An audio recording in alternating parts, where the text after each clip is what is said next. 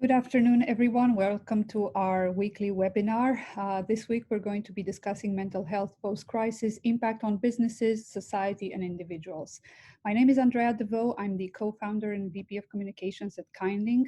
I have with me today Bethany Staff, founder of Nebula Learning, and Seamus Sheedy, Regional Director at the Irish Association for Counseling and Psychotherapy. Welcome. Before I go on to my guests, let me tell you a little bit about KindLink. We are a technology platform supporting companies with all their CSR needs, from volunteering and fundraising to impact and sustainability goals measurement, all in one place. We offer the platform for free to nonprofits for them to manage their activity, fundraise, engage with potential supporters, and increase their general transparency in the space. We now have a special area in our opportunities marketplace to connect corporates with charities fighting the COVID-19 crisis, and we are seeing a lot of interest from companies and individuals looking to help. So if you are a company looking to help with that, go to kindlink.com and get involved. We've also launched a campaign to support the focus on CSR at the core of a company's business strategy, especially since CSR budgets have been cut across industries and initiatives have been put on hold. This campaign will include a series of live webinars and articles in our KindLink Global magazine with actionable insights from industry leaders and specialists helping you to bring back impact to the core of your business. Quick reminder that we have an option at the bottom of your screen for you to ask questions. Please do so and introduce yourselves. And now I will go to my guests. Bethany Staff, founder of Nebula Learning. Tell us a little bit about yourself and what you do at Nebula. Sure. Hi, everyone. I'm Beth.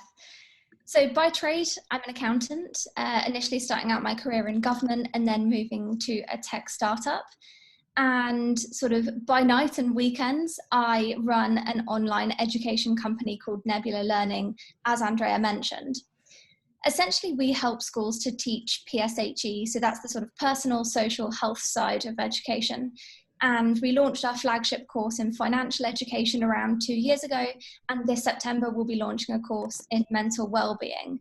This is all sort of aimed at your upper secondary school years, and we're currently working with over 200 schools all across the UK.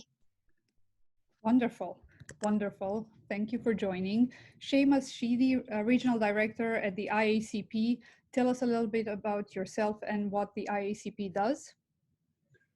First of all, my name is Seamus Sheedy, as you said, and I've been working in the area of counselling and psychotherapy myself for the last 20 years. And in 2014, I set up my own company, which is called Midlands Mental Health, which covers the Midlands here in Ireland.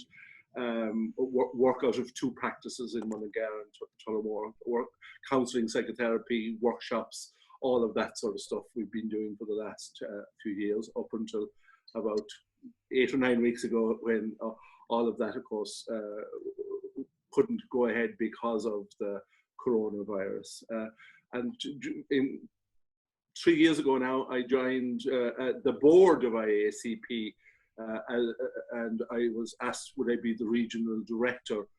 IACP identifies and develops and maintains professional standards of excellence in counselling and psychotherapy, looking after ethics and all of that, and also helps to protect the public. And I'm part of a board, which there are 11 people on, and delighted to be part of that board.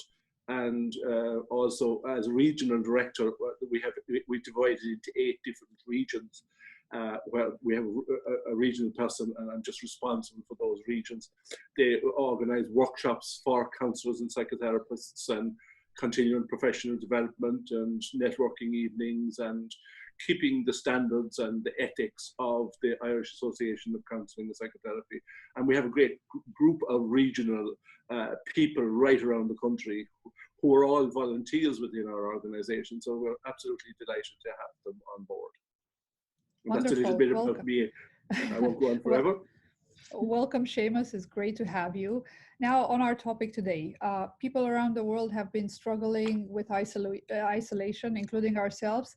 It's a dystopian-like reality that has crippled the global economy. I think every single one of us has seen the dire news and the warnings from everybody pretty much on TV.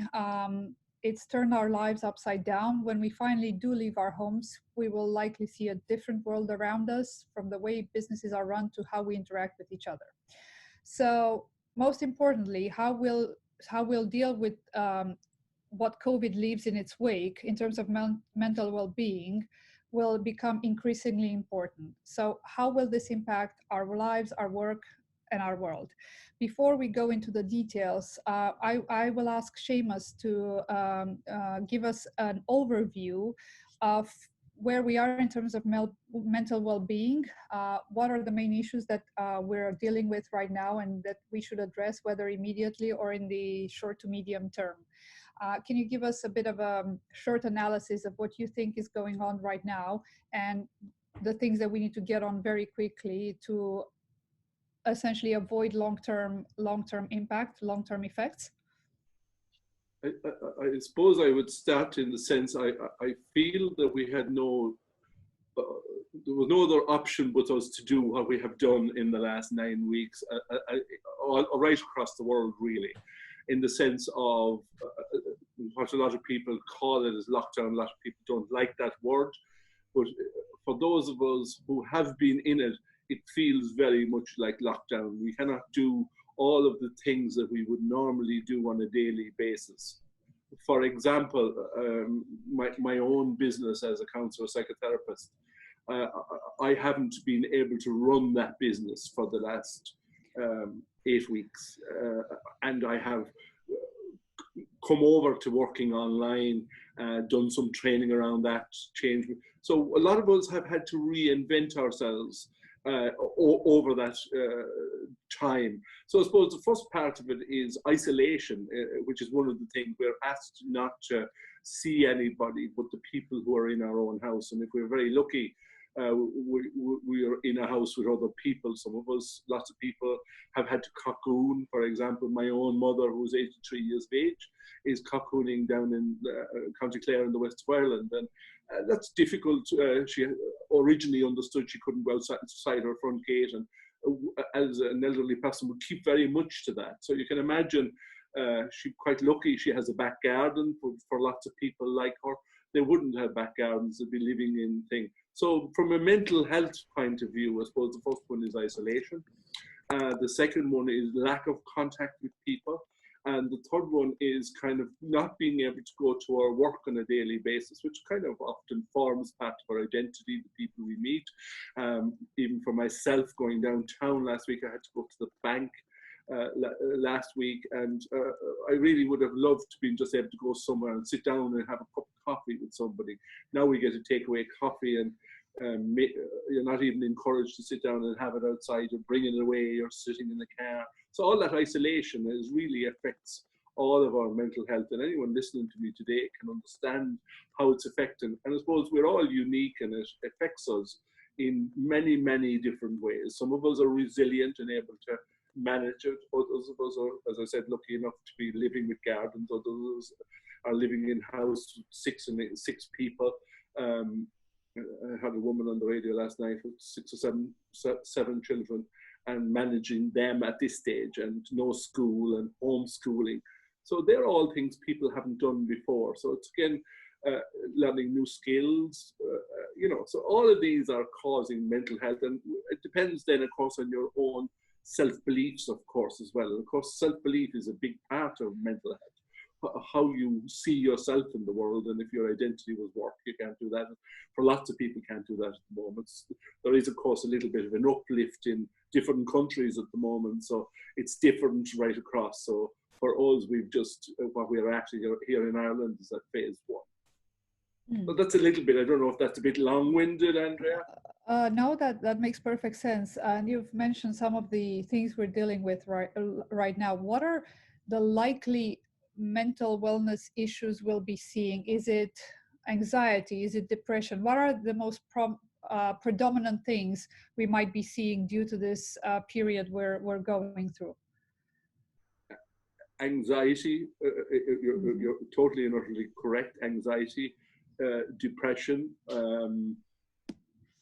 mainly, I suppose, the two first ones I can think of. And that, anxiety, will I get my job back when my company opens? For the example for myself, will people start coming back, in the counselling and psychotherapy field? Will people not be frightened, come back out and to come into even though I put my practice in such a way that I'm hoping to open next week on a face-to-face for people who really need it, because I have some people who don't want to work online. So I'm offering them from next week essential cases that they can come. But I've put my office in such a way that I can social distance and put all of the gels and the hand washes and stuff like that in place for that. So it's that anxiety of people. Will people come out, and are they frightened of getting the virus and the virus?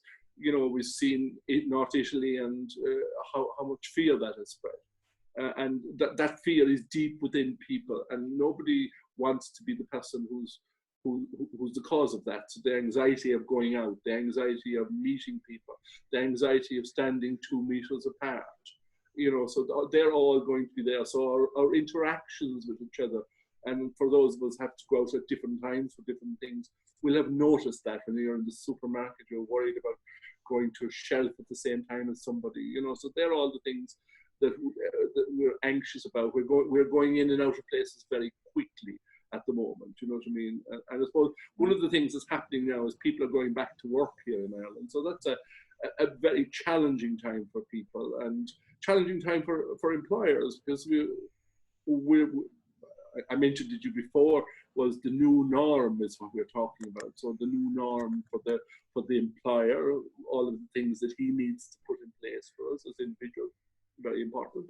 Yeah, and we'll definitely come back to that, actually, because we will talk a little bit about what the businesses around the world need to do. It's not just the UK, it's not just Europe, it's everywhere around the world that people will need to look at how they recreate the work environment for people to safely go back and do their jobs. Beth, can I ask you for a quick overview on kids and how they're sort of dealing with this right now, the things that they might be struggling with? I'm sure you will be doing a lot of research and have your ear to the ground because you're preparing your course that you're launching in a few months. So you'll definitely have a lot of information on that topic. Can you give us a quick overview? Yeah, sure. So as you mentioned, I'm talking with teachers every day in schools all around the country. So starting to get a good feel for what these kind of key themes are. And I would say that, to mirror what Seamus was saying a moment ago, isolation is definitely a key theme of it. And I think that if anything, probably young people, children and teenagers are potentially more vulnerable to that than others. We all know, kind of thinking back to our teenage years, that our friendships and our relationships that we had at that time were, all consuming and a hugely important part of our lives. So kind of ripping that from young people at the moment is a particularly, big challenge for them. Also amongst children, playfulness with other people your own age, and forming those friendships is an enormously important part of emotional and social development and well-being. So I would definitely mirror that isolation is a really big concern at the moment. I'd say the other one, particularly thinking about some of our older students, is general sort of uncertainty. So we know that exams have been cancelled this summer, so that has kind of taken away some big goals that students have been working towards for a really long time, and that leaves them with a lot of anxiety and uncertainty about what sort of coming months and coming years holds for them, particularly where they might have university and college places hanging on those for September. I'd also say that a fear of falling behind academically is also a real kind of a source of anxiety and a source of uncertainty for young people at the moment, particularly those that are sort of in the latter stages of those key exams. And I just think generally a lack of routine and structure is also really challenging for all of us. I mean, it may not be popular, but humans definitely thrive with quite a lot of structure and routine. So I think, taking away your standard school hours and thinking about what you're going to have for lunch that day and what clubs you've got after school, that is also a real challenge at the moment. And with that, takes away a lot of social interaction and physical exercise and all of those sort of other good stuff. Brilliant. So who should start dealing with these issues that we're going to be seeing? Is it families? Is it communities? Is it the government? Is it the third sector? Is it schools? Is it all of them? Could you kindly talk us through who should be doing what? Obviously, at this point, there's a lot of guesswork going on because we still haven't properly assessed the problem. We don't know what the new normal, the newest buzzword, as we were saying earlier before the webinar, is. But at the end of the day, we need to start somewhere, and we need to start soon because we're already seeing some of the effects. So, Seamus, would you like to start on that, or? Yeah, I suppose you're asking me where do we start, and I suppose the first thing that occurs to me is that we need to start with ourselves first of all, in the sense of building up our own resilience and how did we cope with the isolation, number one. But I suppose I do think that there needs to be a little bit more discussion at a government and a national level, a little bit more debate. At the moment, we're, especially in Ireland, being led mostly by the medical people. And I suppose at all times, and I totally understand this, and quite rightly so, they're quite cautious and of that. But we all at some day take chance every day we go out. So what are the chances that we need to be able to take that in order that our society gets back to some sort of normality? So at the moment, I'm sure we talk about it a little bit later, is the likes of hugging, touching, all of that. Our normal is to greet people, to hug them, to shake hands with them, or to high five them, whatever it might be. And at the moment, we're not going to be able to, we can't do that at the moment. So what's going to be the new norms? We find new ways to do that. So maybe beginning to educate people in what other ways. My daughter was in Thailand for a few years, and I spent a little bit of time there, and it was always lovely the way they would greet you and they would do things like this. So if we can maybe begin to adapt other ways that we can, because it feels unreal that when we meet somebody that we haven't found a new way. So begin to kind of think, well, what will work for me, and what will, a little bit more discussion, I suppose, at a national level, a little bit more discussion probably within the family, wherever the people that you have close to you. And I suppose that's been a really important piece for us during this, is who are the social contacts that we've had during the last 8 weeks. How have we haven't been able to meet people, so we've been all doing Zoom is the new, another new word.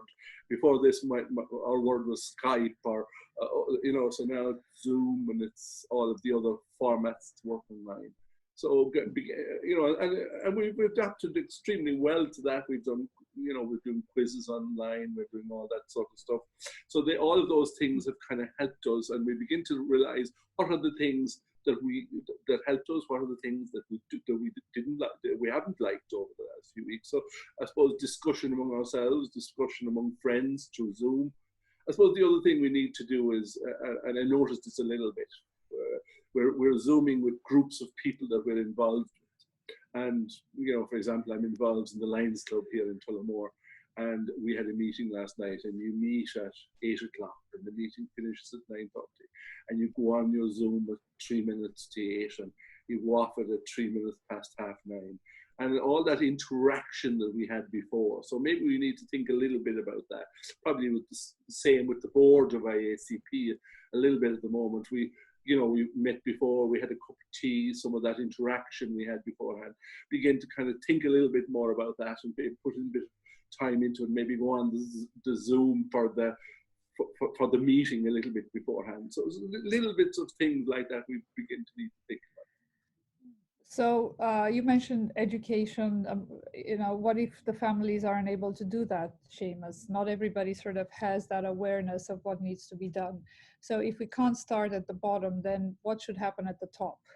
Who should take it upon themselves to make sure people that these issues are dealt with, whether it's depression, anxiety, or more, other mental wellness issues? Who should take it upon themselves to address that on a large scale?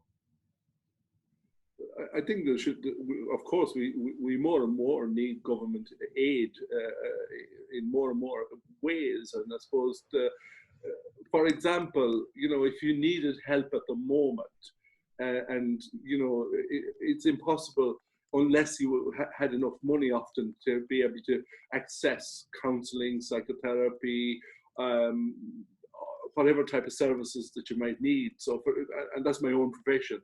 So I've always had this belief that we needed to make it available so that everyone can avail of it, that it shouldn't be just so that we have big long waiting lists in our services. And there has been a lot done during COVID, strange enough, that the likes of our own organisation has offered some free counselling to people on the front line services and stuff like that. So that's something that's been done, but we need that coming from a government level so that everybody knows it's available.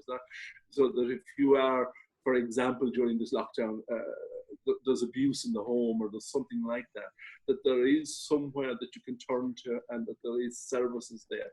But unfortunately, we've lacked services in lots and lots of ways over the years, and especially mental health services.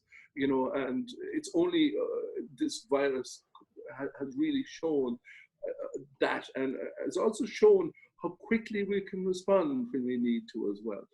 And I think we need to respond and make sure people's mental health. And I don't think there's enough talk being done about mental health in relation to returning to work and returning from this, and what impact it's had on children, what impact it's had on ourselves. So our own self-belief, I suppose, is kind of a very important piece as well in that makes perfect sense. Before I go to Beth, a quick reminder that we have the Q&A section at the bottom of your screens. Please feel free to send questions to both Beth and Seamus. Beth, same question. Where do we educate people? Where do schools come in? What is it that, who should be taken upon themselves to educate people with, in dealing with the effects of what we're going to be seeing?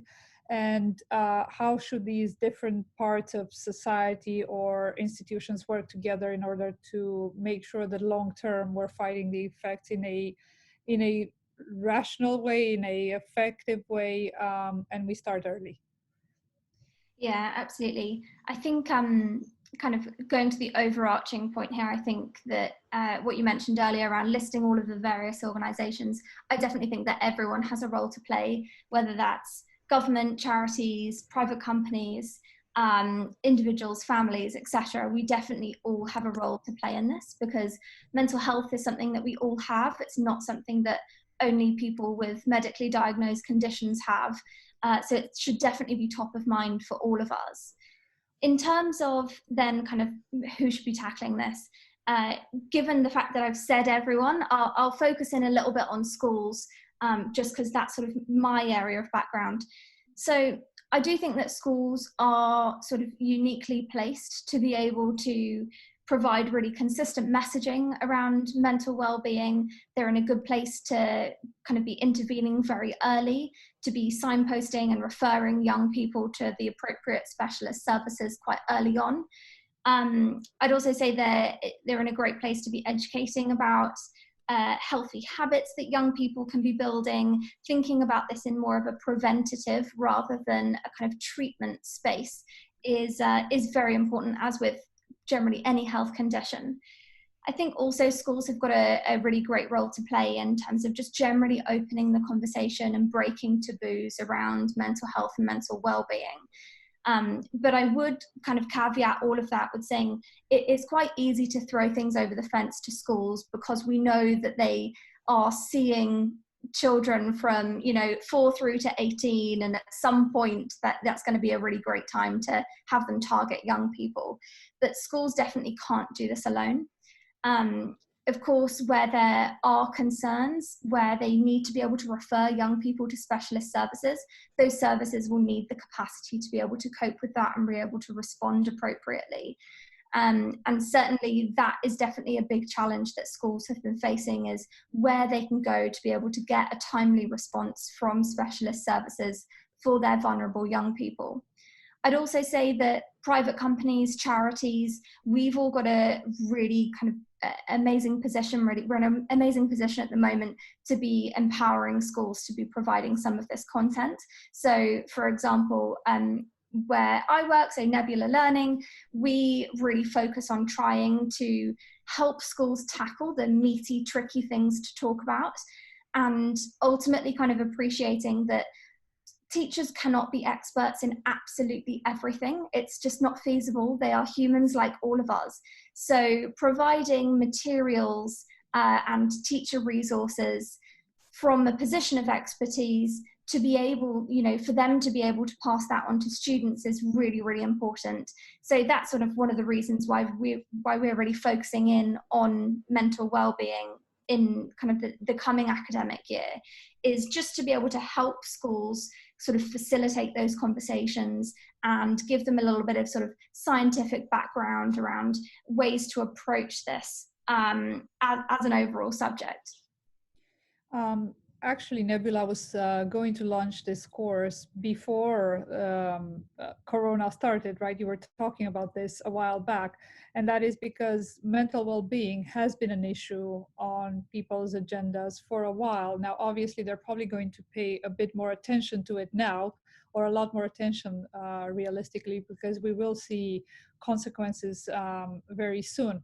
But this has been an ongoing conversation in the UK and around the world because a lot of people in the younger generation, and not only, have been struggling with different things. So the timing could not be more appropriate for people to now turn around and say, actually, no, we need to dedicate the time to this. We need to remove the stigma from the conversation. We need to generally have the conversation on mental well-being, not only because it makes sense in light of what happened related to the coronavirus issue, but because it has been a problem around the world for the past 5 to 10 years specifically, and we've seen a lot of anxiety, depression, and it still feels like people are ashamed to talk about it, doesn't it? It's still... Yeah, no, absolutely. And I'd say that, you know, this is nothing new to schools. Schools have, you know, cottoned on a very long time ago that they really do have a great role to play in looking after young people's mental well-being and setting them up for sort of a successful approach to mental well-being as they go through the rest of their life. I would say though what's challenging, as I mentioned earlier, around things being kind of thrown over the fence to schools, is that it can be difficult then to know exactly where to focus. I mean, the hot topic of maybe kind of like a year or so ago was around emotional resilience.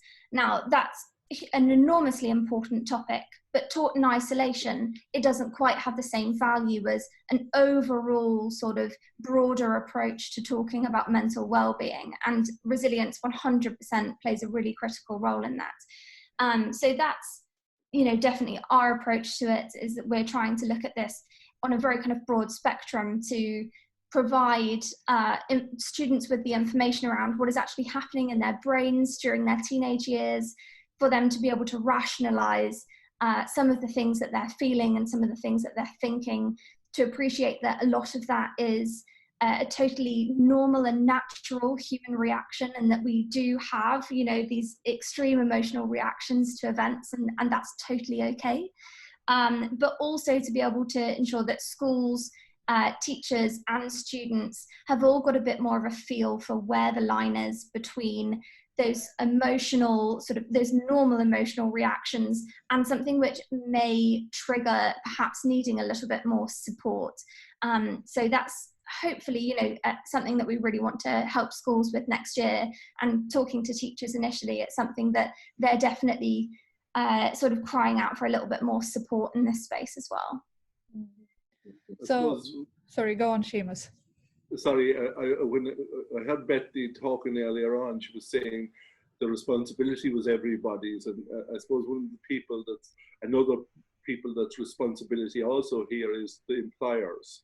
So that they recognise that each and every individual that is going back into the workplace is unique and individual, and that they almost meet them in that way and find out what their needs are, Do they need flexibility? What do they need in order to get back into the workplace? And they may have some challenges at home as well. So in some ways, knowing what those challenges are. And then, of course, providing some sort of a self-care package within the company. And all the good companies are doing it, but I suppose it's the companies that aren't that worry me. You know, providing a good employee assistance program so that an employee knows that I'm really struggling trying to make, you know, my partner's lost their job, such and such, you know, so that they know that they have somewhere to go, that they can talk that through as well. So I suppose education employers up to now, you went to work often in many jobs at 9 o'clock and there was no ifs, ands and buts about it, and you finished at 5, and you know, and in some ways this has changed that. You know, some people may want to continue working from home, some people don't want to, maybe not want to continue working from home, may prefer to get in because of childcare issues and stuff like that.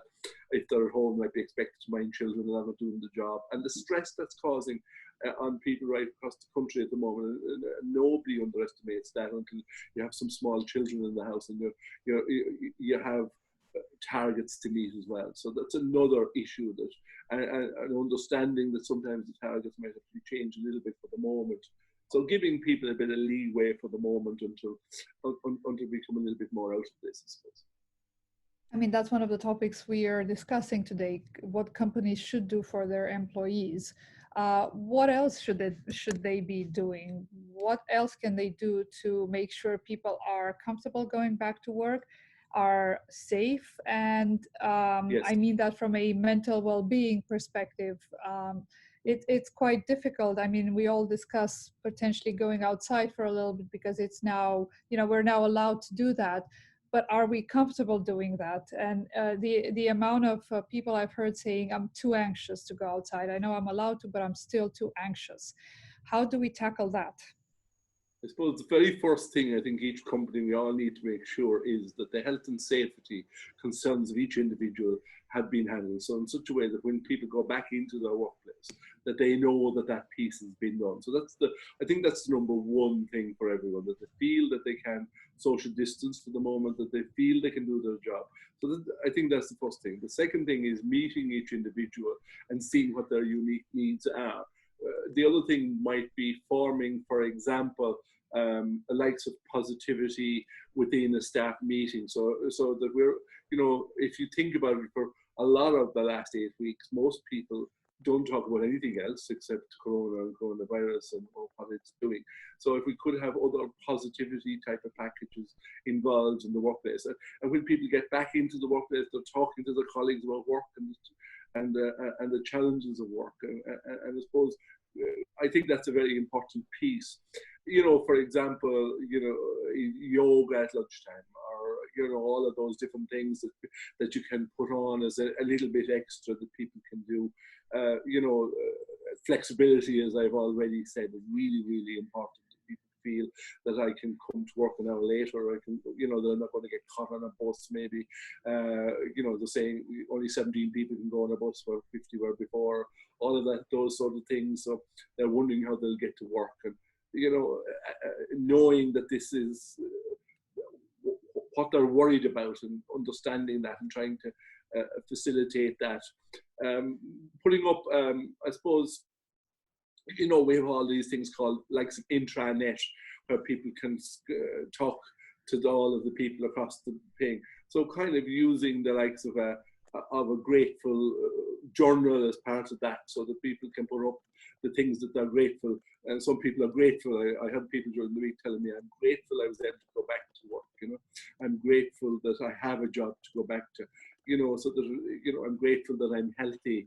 I'm grateful that I didn't get the coronavirus. I'm grateful that I lived in a house, you know, so all of those, you know, Oprah Winfrey at one stage said it was one of the things that she did every morning was to get up and write down 3 different things every day she was grateful for. So I'm a little bit struck if we could create that through the intranet, and if CEOs could kind of do a little bit of that, it would be good. Showing people that they understand it's a difficult time going back to work and putting things in place.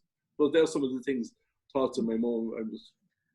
That sounds very good. And actually, you know, positivity is always a positive thing. We've been talking about that for a long time, well before the crisis started. But now, because we're surrounded by so much negativity, I often say I feel nervous about turning on the TV, and I'm a journalist, but everything I hear is just so incredibly negative that I think, how can people? I mean, a lot of people actually sit there and watch TV every day for a long time, so I'm sure the impact can be quite negative. Beth, I know you work with companies when it comes to the courses. I'm sure you've had some discussions around the mental health course.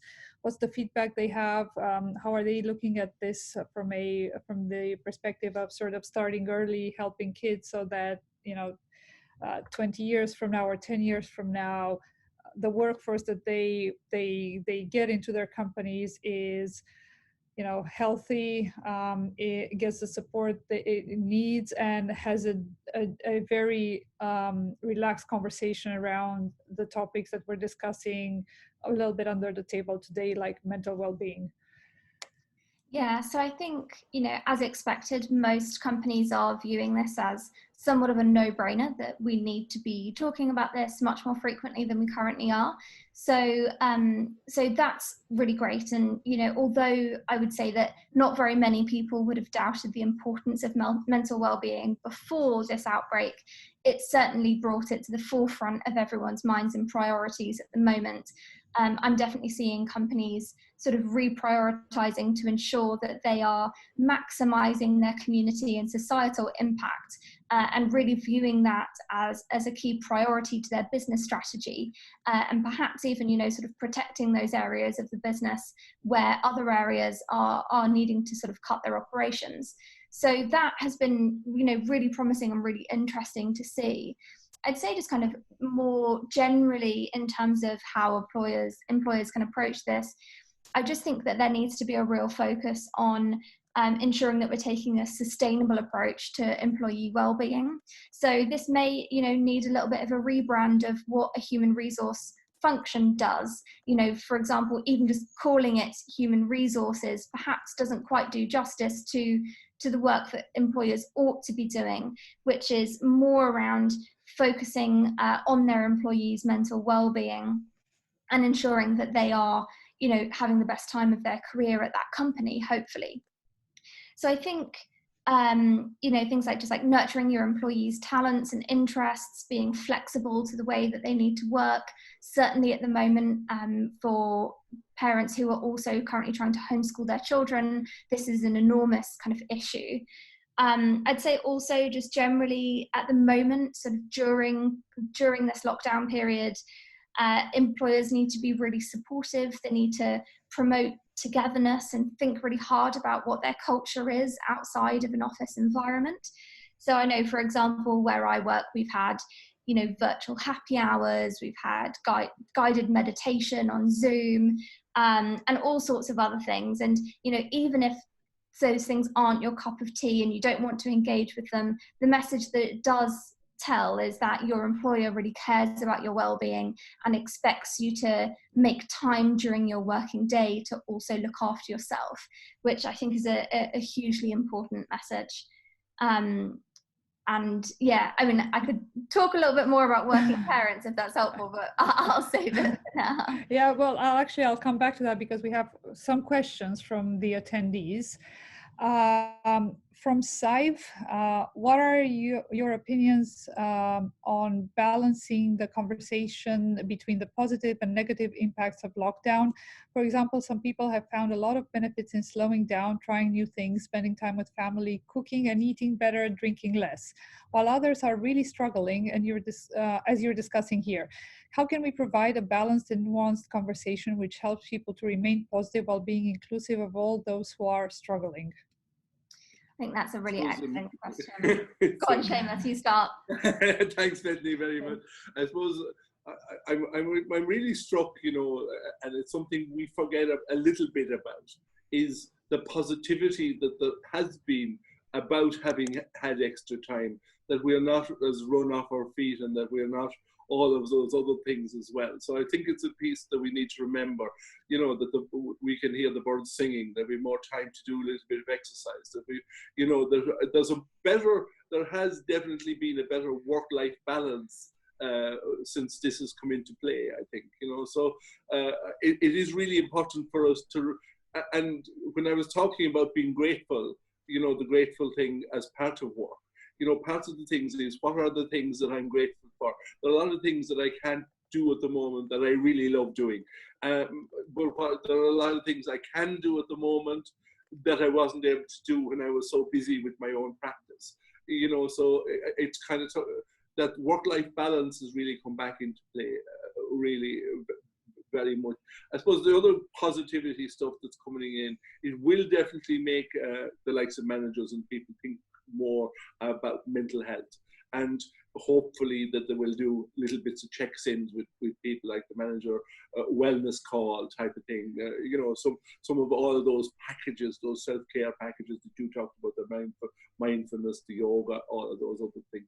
So recognizing that the workplace will be different, and if they're talking about children returning to schools. I think they return to school in Denmark, for example, and I think they've 10 in the class. I mean, teachers have been shouting about this for years, that 30 people in the class was too many. So maybe, so there are some positive things that may happen from this, that we may begin to relook at our lives and kind of think, I didn't spend enough time at home. I didn't know how much I enjoyed my garden. I didn't know how much I hadn't contacted people, but now I have extra time. So I think to myself, I'll pick up the phone and phone Jack or Jill or whoever it might be. So it's in looking at the balance. And I suppose one of the things that you spoke about there was listening to the news. And, there's only a certain amount of news we need, and we should just, listen to one set of news if possible, and pick a news that we feel is appropriate to ourselves, rather than constantly listening to it as well.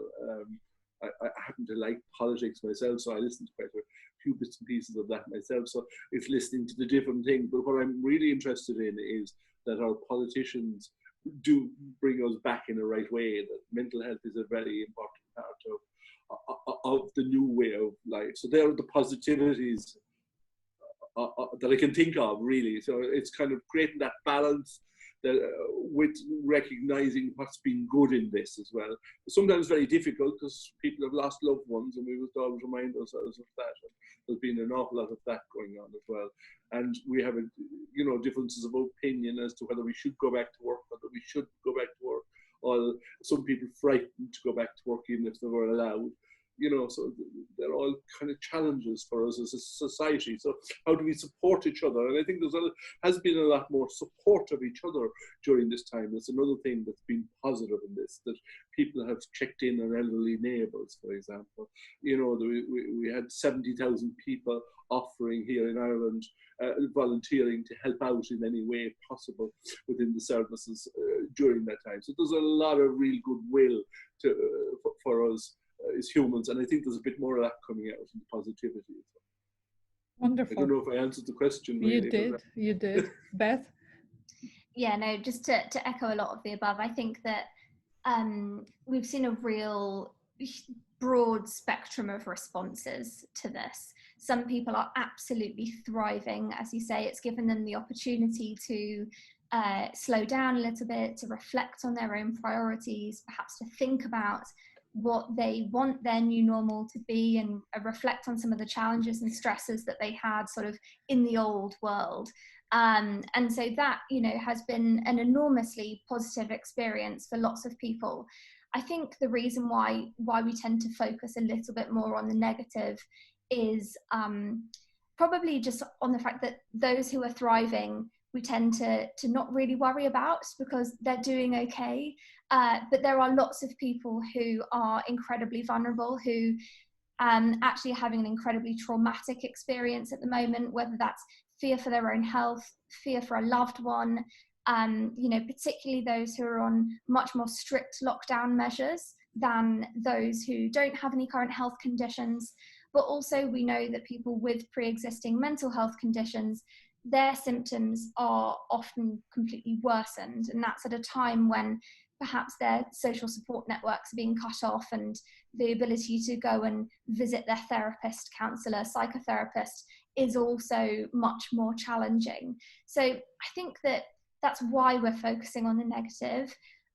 I'd also say, though, that to those people who are really thriving in this, there should be no guilt around enjoying yourself.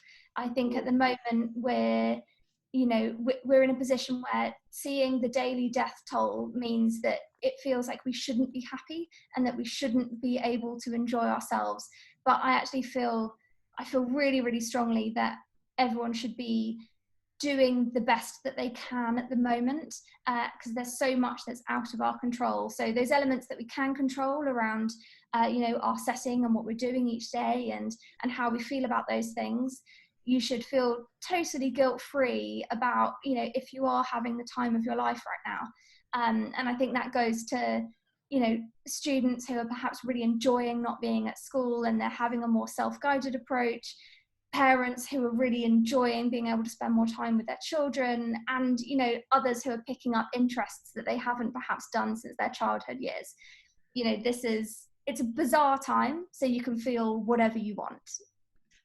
And the other thing, I suppose, there, Bethany, would be the likes of the appreciation of people, the appreciation of teachers an awful lot more now. Anyone that's homeschooling is beginning to really appreciate the bin man, the delivery man, the healthcare workers, the Gardaí, they're all people who we're beginning to find an awful lot more appreciation for and beginning to look at it like that. And yes, you're right in the sense that a girl even said to me the other in the week, that she felt guilty saying that she was feeling good, that she was able to spend more time with her child and able to homeschool her child, So, she said, I'm great. And she said, oh, I'm really frightened to say I'm great. Mm. And there's an awful lot of people not great as well, so who are not in ideal circumstances, who went out to work every day, who are in tough circumstances as well. So we have the balance of both. And I suppose that's where I think supporting communities come in. How do we support each other in this? If we know somebody is cocooning, that we check in on them. How can we help them? They are really important pieces that we learn from this, and that we learn to appreciate. They're saying we can hear the birds singing more now. So because there's less pollution, and I suppose we're also a bit more aware, I suppose. Mm. And a follow-up question for you, Seamus. Ayo Deji is asking, where does religion fit in? And I have to say, this is not something we had on our agenda, but it is a legitimate question, because I've seen a lot of it discussed in the public space from all sorts of different angles, some in the more mainstream, some in the extreme. But it is a very interesting question. A lot of us are religious, a lot of us are spiritual. So where does everything that's happening right now fit in with that? I suppose we've discovered really that spirituality, whatever your own personal belief is really, really important for people in their mental health, so that they have something that they can believe in, something to work towards. And whichever religion you pick then is really, really important to people. And it really, really helps an awful lot of people. So we must never underestimate that.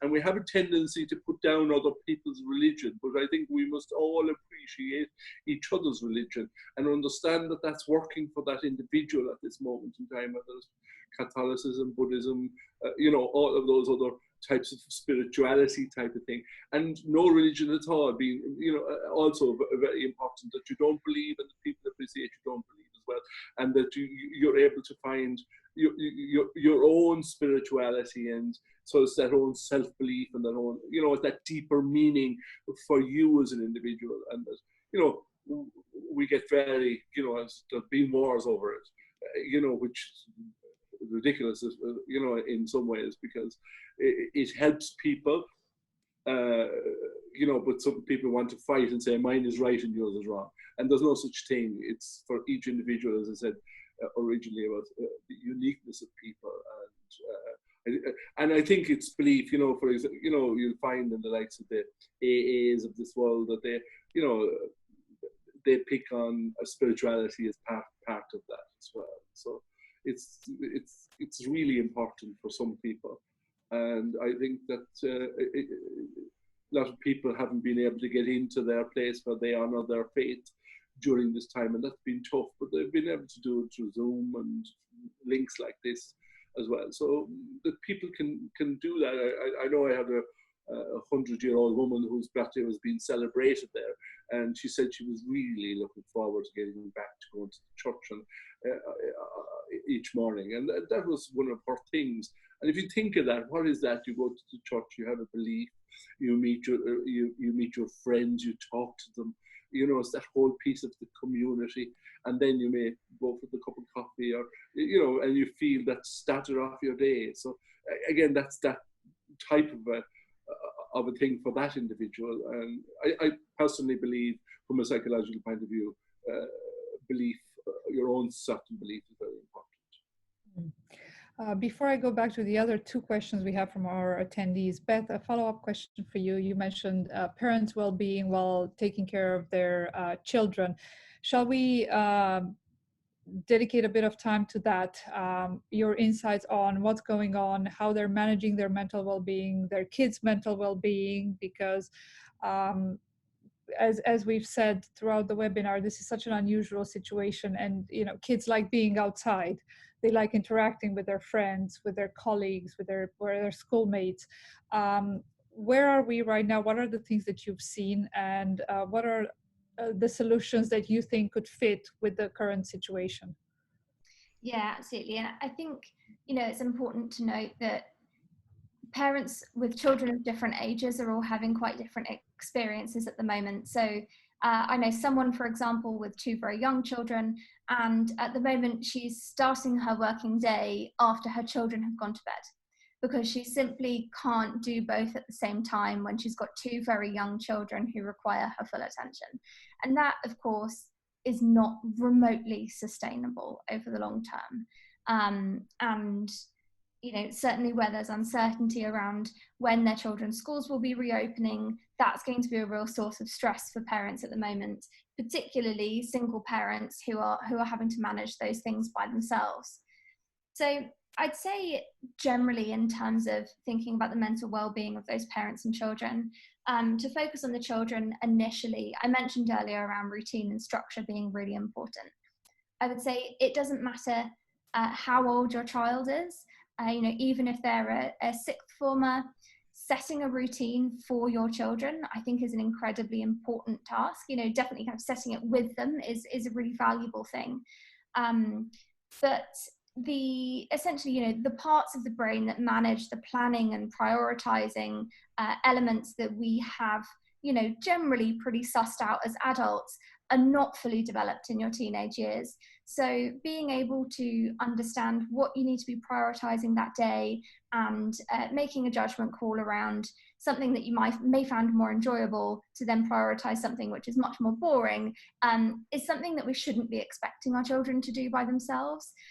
So I think, something like sitting down at a weekend and planning the week ahead, even if it's in super granular detail, is something that's really important both for parents and young people to do at this time.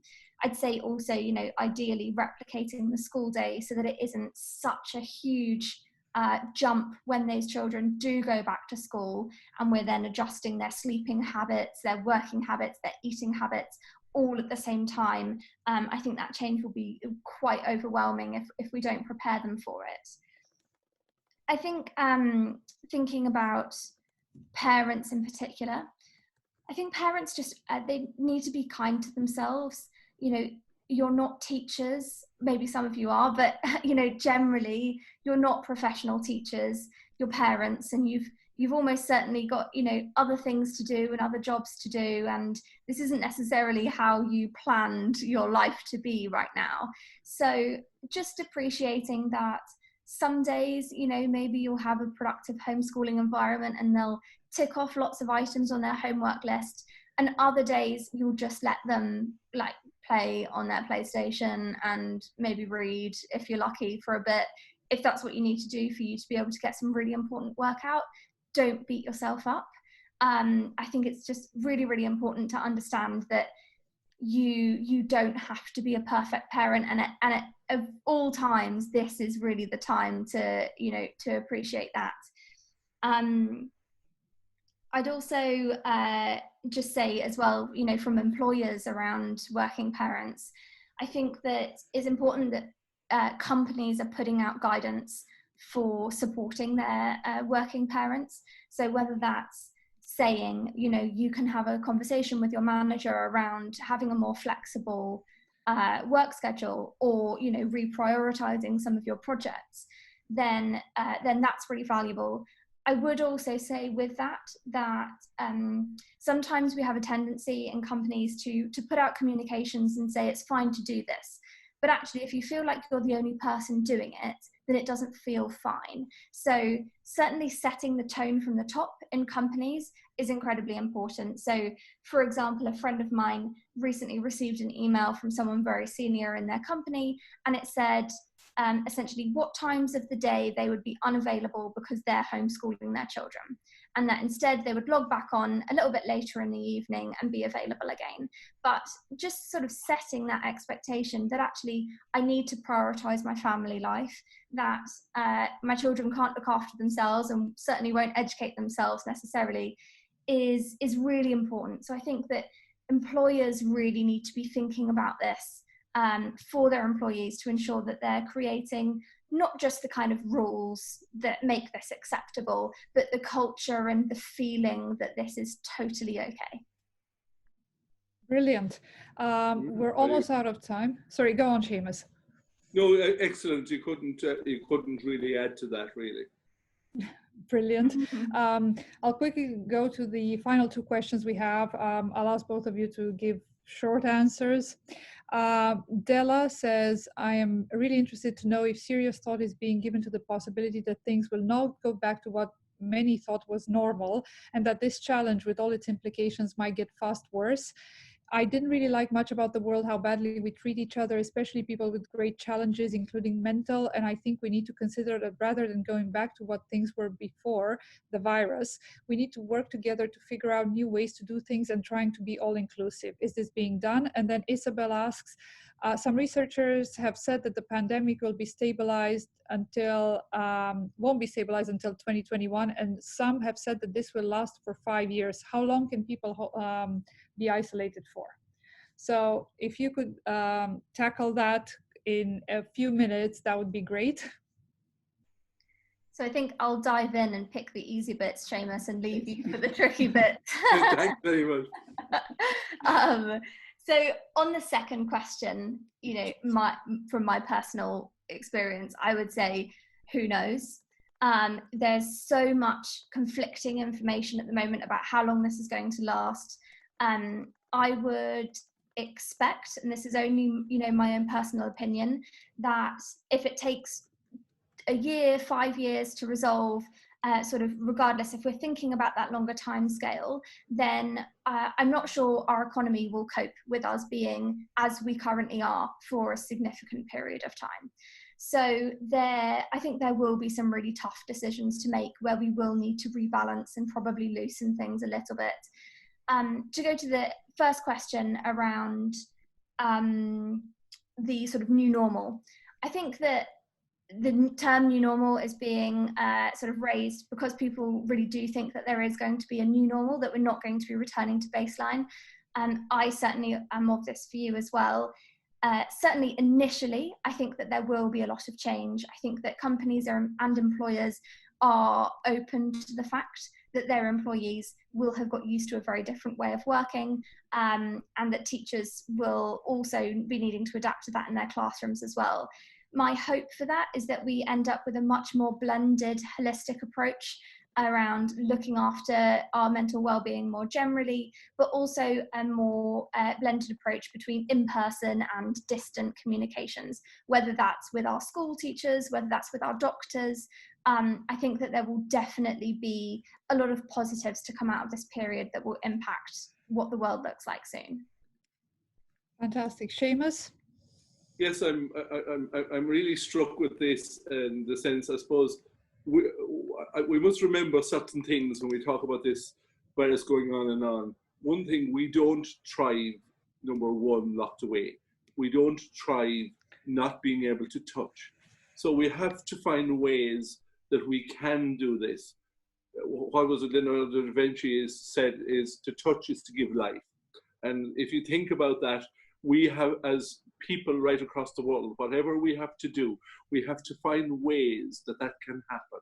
Or we have to find new ways that it can happen if we can't. Because, all of the research, that has been done, for the example of Romanian orphanages, when people have been given all of their needs, but there was no touch involved, for example. And by that, all of the psychological damage that was done, behavioral stuff, they didn't grow to the weight they wanted to be, and some stuff like that. So as a society, we have to work extremely hard to realize that the damage that's been done, if we keep doing what we have to.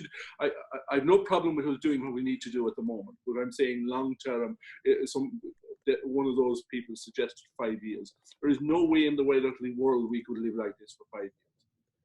So it's a new norm. We have to learn a new norm. We have to find ways of even testing ourselves, doing certain things that can work, so that we can get out and about a little bit more, that we can interact with each other. We are tactile human beings. So even if it's finding different ways to be tactile, it needs to be done. But there needs to be an awful lot more discussion on it. Is really what I would say. Nobody knows the answer is right. I've had so many experts. I'm always amazed that one expert says this and another expert says that. At the end of the day, we're all sitting watching on, and nobody really knows. They're only hazarding a guess to the best of their knowledge on the research that they've done. Wonderful. That's brilliant insights. I'll leave everyone with that. We are now out of time. We've had Bethany Staff, founder of Nebula Learning, and Seamus Sheedy, Regional Director of the Irish Association for Counseling and Psychotherapy. Thank you both for joining us. Thank you everybody for attending. We will have the webinar and accompanying articles available on kindlink.global and in our newsletters. Until next time, stay safe. Thank you very much. It's been a pleasure.